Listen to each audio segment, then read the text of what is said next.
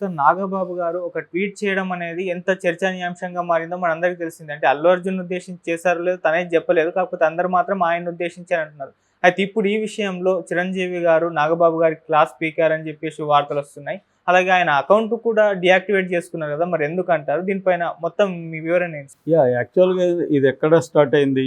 ఆహ్, అల్లు అర్జున్ ఆ మధ్య ఒక సినిమా ఫంక్షన్‌లో ఆహ్, మాట్లాడితే వాళ్ళు ఫ్యాన్స్ పవన్ కళ్యాణ్, పవన్ కళ్యాణ్, పవన్ కళ్యాణ్ గురించి మాట్లాడాలి మీరు అని అరుస్తా ఉంటే, వేరే హీరోల ఫంక్షన్‌లకు కూడా వచ్చి ఏంటి మీ గోల నేను మాట్లాడను.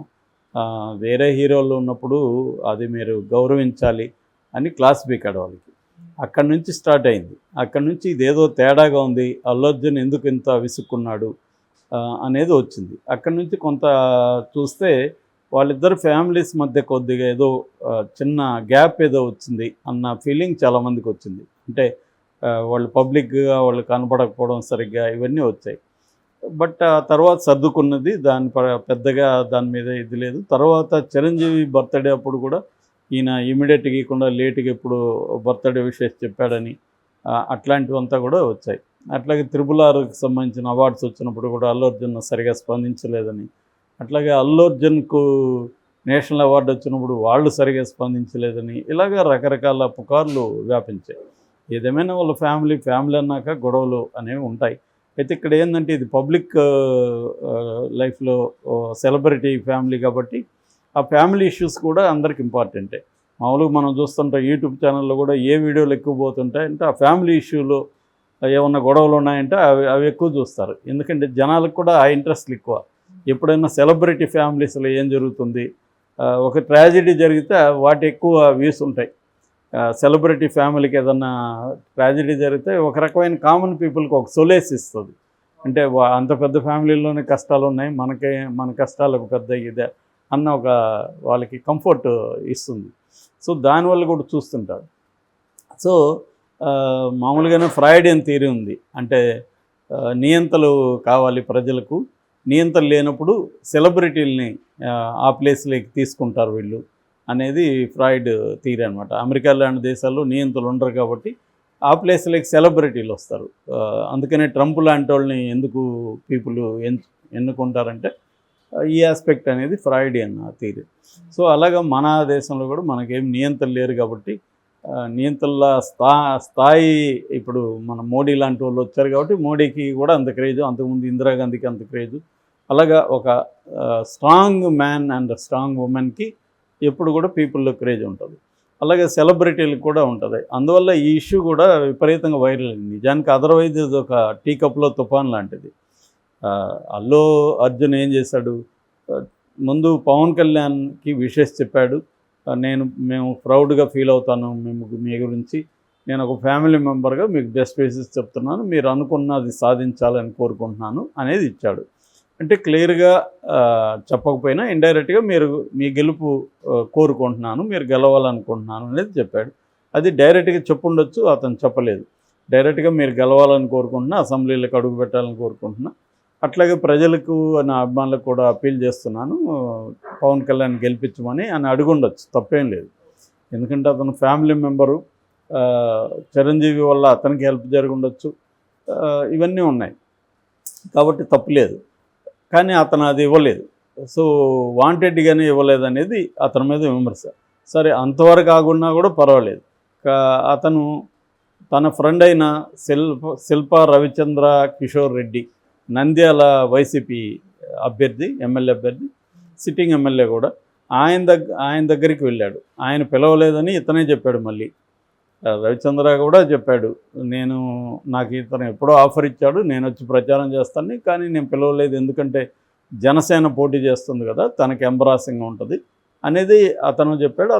రవిచంద్ర ఆలోచించింది మెచ్యూరిటీగా ఉంది. ఎందుకంటే మన గెలుపు కోసం అతను వాడుకుంటే రేపొద్దున అతనికి ఇబ్బంది కదా అని అతను ఆలోచించాడు. కానీ మరి ఇతను పిలవకపోయినా ఎందుకు వెళ్ళాడు? 300 కిలోమీటర్లు పోను, 300 కిలోమీటర్లు రాను, రోడ్డు మార్గాన్ని 600 కిలోమీటర్లు జర్నీ చేసి అక్కడికి వెళ్ళి చేతులు ఊపి అక్కడ ఎస్పీని, డిఎస్పీని, సిఐని సస్పెండ్ చేయించి వచ్చాడు. సో ఒక గందరగోళం. ఒక సినిమాలో ఎట్లాగైతే ఎవడో ఒక పని చేస్తే గోల స్టార్ట్ అవుతుంది, అలాగే రియల్ లైఫ్లో కూడా అల్లు అర్జున్ ఒక చిన్న పని చేసి ఒక పెద్ద తుఫానే సృష్టించాడు. ఆ పోలీస్ ఆఫీసర్లందరూ సస్పెండ్ అయ్యారు. దాని తర్వాత సరే ఇక్కడి వరకు జరిగి ఉన్నా కూడా సైలెంట్ అయిపోయి ఉండొచ్చు. ఇప్పుడు చంద్రబాబు కూడా దీన్ని మాట్లాడాడు.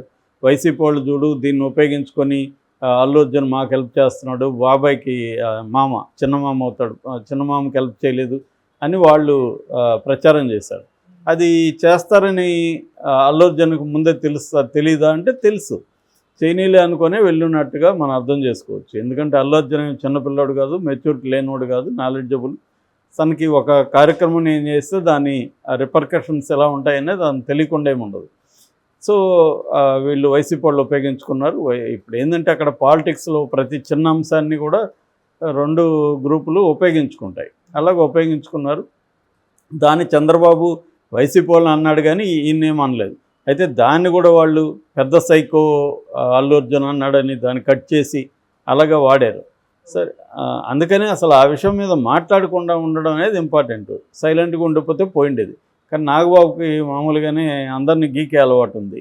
సో అలాగే ఇతన్ని కూడా గీకదామని అతను అతి తెలివి పోస్ట్ పెట్టాడు.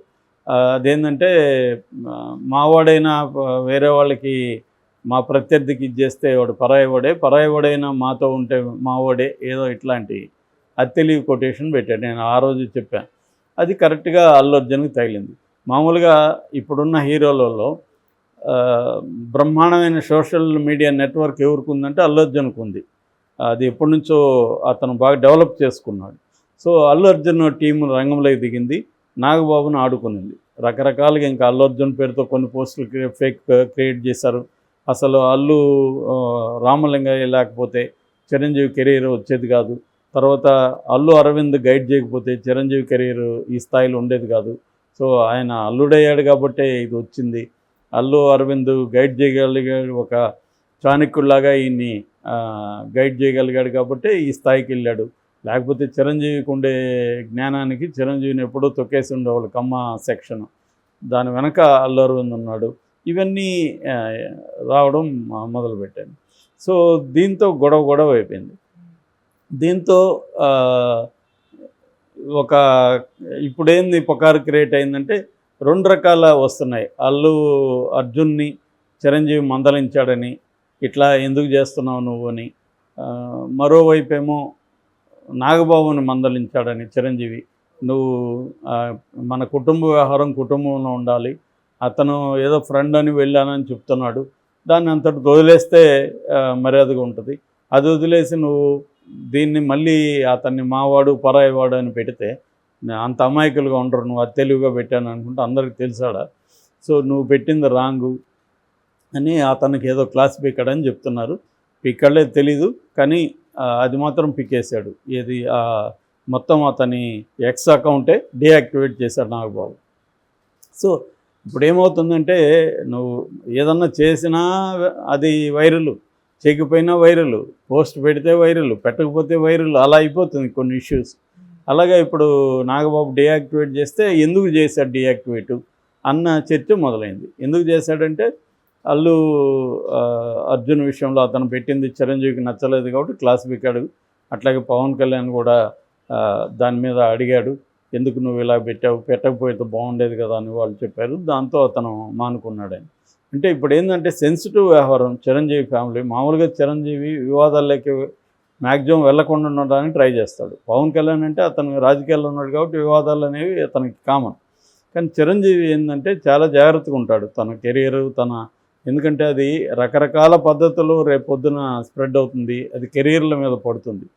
ఇప్పుడు ఇంకో వైపు ఏం జరుగుతుందంటే మెగాస్టార్ చిరంజీవి పవన్ కళ్యాణ్ అభిమానులు అల్లు అర్జున్ మీద కూడా విపరీతంగా ట్రోలింగ్ స్టార్ట్ చేశారు. పుష్ప 2 మీద ఆల్రెడీ నెగిటివ్గా స్టార్ట్ చేశారు. పుష్ప 2 ఘోరంగా ఉండబోతుంది, మొన్న వచ్చిన పుష్ప పాట రామ్ గోపాల్ పాటలాగా ఉంది, దాన్ని ఎత్తి కాపీ కొట్టేశారు. అతనే అన్నిటికీ టైటిల్ సాంగ్లు అలా ఇస్తుంటాడు. సో ఈవెన్ ఎన్టీఆర్ సినిమాకి కూడా అలాగా ఎన్టీఆర్ అని ఇస్తే బాలకృష్ణ ఖాళీ, ఇతనికి డైరెక్షన్ ఇవ్వలేదు, ఇలాంటివి పెడుతున్నారు అనమాట. సో నెగిటివ్ ఇది అంటే ఇతని కెరీర్ నాశనం అయిపోతుంది అన్నట్టుగా పెడుతున్నారు.